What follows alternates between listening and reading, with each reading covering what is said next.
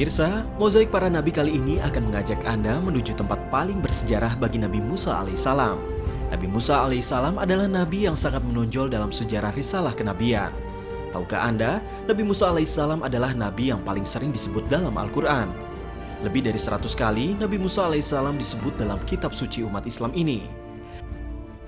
Dan salah satu tempat paling bersejarah dalam keberadaan Nabi Musa alaihissalam yang dijelaskan dalam Al-Quran adalah Bukit Tursina. Disinilah Nabi Musa alaihissalam menerima Taurat atau yang lebih dikenal dengan 10 perintah Tuhan dan juga berdialog dengan Allah Subhanahu wa Ta'ala. Menuju lokasi Bukit Tursina, kita harus melewati padang pasir yang panjang di wilayah Sinai, Mesir. Tersembunyi di antara bukit-bukit batu inilah Bukit Tursina berada. Untuk menuju Bukit Tursina, biasanya para pengunjung berjalan di malam hari.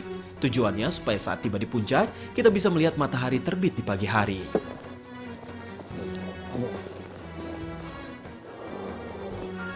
Untuk mendaki Bukit Tursina, memang diperlukan persiapan yang matang. Karena belum mendaki saja nih, susu tidak bisa bikin badan cukup menggigil. Wah, dapat membuktikan kalau Nabi Musa memiliki fisik yang prima. Untuk menuju ke Bukit Tursina, saya ditemani teman saya, Imam, mahasiswa Indonesia yang telah lama menetap di Mesir. Imam telah beberapa kali mencapai bukit ini. Ia akan menunjukkan jalan sehingga saya tidak akan tersesat nantinya. Untuk mendaki Bukit Tursina itu ada dua cara. Yang pertama tuh bisa menggunakan onta yang disewakan penduduk setempat. Dan kalau yang ingin merasakan perjalanan Nabi Musa ya harus berjalan kaki.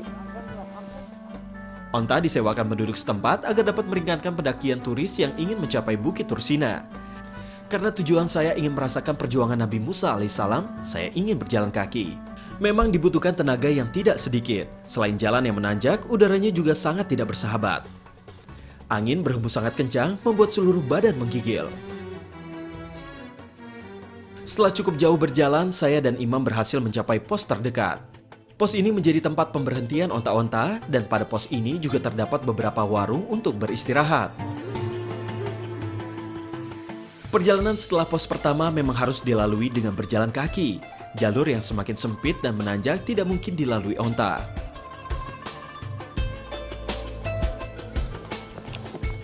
Semakin mendekati puncak, jalanan semakin terjal. Ini nih yang paling menguras tenaga nih. Nah, sudah mau habis. Terus bentar lagi matahari terbit ya. Bentar lagi udah terbit sih. Udah, naik lagi yuk. Bukit Tursina memiliki ketinggian 2.285 meter di atas permukaan laut. Untuk mempermudah mencapai puncak Tursina, pemerintah Mesir bekerjasama dengan warga setempat membuat jalur berbentuk tangga dari bebatuan. Jalur ini membuat waktu pendakian menjadi lebih cepat, sekitar 5 hingga 6 jam. Inilah perjuangan para nabi seperti Nabi Musa alaihissalam. Dulu dia mendaki ini sebelum ada anak tangga. Pasti lebih susah dibanding kita sekarang yang udah ada anak tangga seperti ini. Kita sekarang nih sangat kewalahan.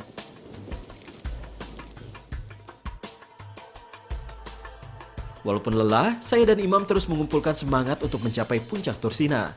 Sebuah tempat yang telah menjadi saksi pertemuan Allah Subhanahu wa Ta'ala dengan manusia. Begitu dekatnya dengan Allah Subhanahu wa Ta'ala, Nabi Musa alaihissalam meminta sesuatu yang tidak pernah diminta oleh manusia sebelumnya, yaitu bertemu dengan Allah Subhanahu wa Ta'ala.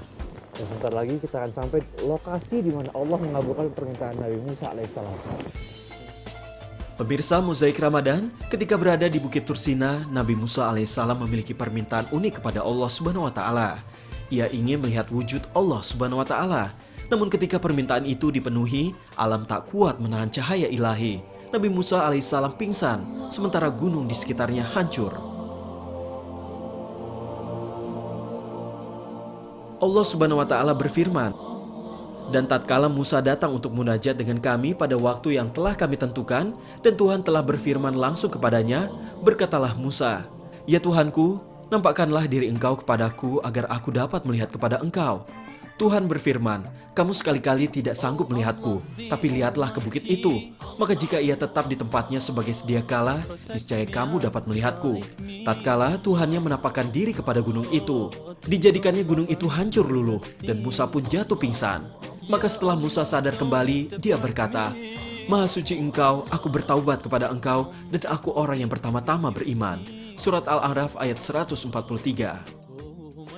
Pekatnya malam perlahan terusir sinar keemasan yang muncul dari timur. Saya dan Imam akhirnya berhasil mencapai puncak Tursina pada waktu yang tepat. Puncak nih. Allahu Akbar. Akhirnya sampai juga kita di Bukit Sinai, tempat Allah SWT menunjukkan zatnya kepada Nabi Musa alaihissalam. Kita tidak mengetahui gunung mana yang hancur ketika Allah menunjukkan zatnya, tapi yang pasti adalah manusia tidak akan pernah mampu bertemu dengan Tuhannya saat ia masih di dunia. Puncak Tursina yang menjadi saksi pertemuan Allah Subhanahu wa Ta'ala dan Nabi Musa alaihissalam memang memiliki keindahan yang luar biasa. Sinar matahari yang kian benderang menunjukkan pemandangan perbukitan yang eksotis. Sungguh sebuah karya indah buatan yang maha kuasa. Beberapa pendaki yang menginap di atas puncak Sinai mulai terbangun. Tempat ibadah di atas Sinai juga semakin terlihat jelas. Ada sebuah masjid, gereja, dan sebuah ruangan tempat ibadah Yahudi.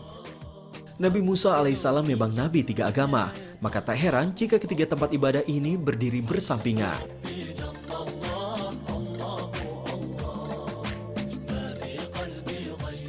Namun saya melihat suatu kumpulan orang yang berbeda. Ada beberapa wisatawan Jepang bernyanyi menyambut matahari terbit.